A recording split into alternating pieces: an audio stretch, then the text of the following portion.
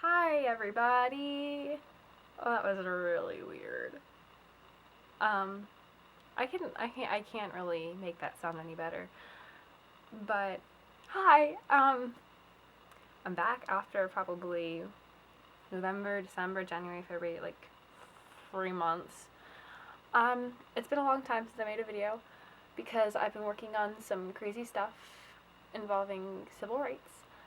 Um, but yeah, that'll be explained in another video.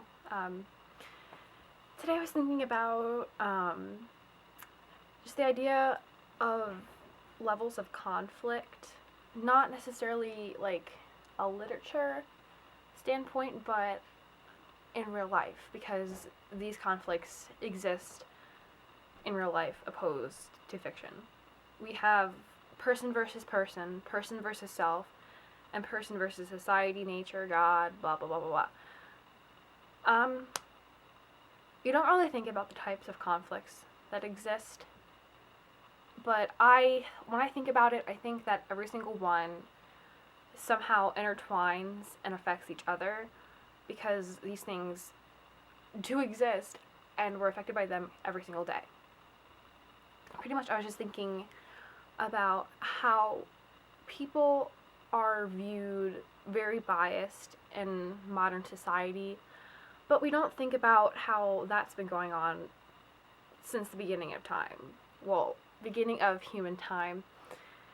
And it's really crazy because you'd think the 21st century humans have been around for so long and we've gone through so much, but we still struggle with civil rights, human rights, um, gay rights, everything. And it's more of like a domino effect. We have this person versus society, which affects person versus person, which affects person versus self. Now, person versus society would be maybe um, a society of heterosexuals against homosexuals, or whites against blacks. Now, when you have these conflicts still going on, they get down to more minuscule levels because then you have these large groups which have smaller groups of people in it, and these smaller groups of people, they get a lot more intimate because you have conflict of views. Now, there's nothing wrong with expressing your freedom of speech and your freedom of belief, because I, for one, support everybody's beliefs and everybody's rights. So, but I'm just trying to get a point across here. We then have these people going against each other with completely different beliefs, but we don't really think about how conflicting beliefs actually really do hurt people. Because maybe John, this is John might think, hey, gay is okay. I also support the minority groups of America. While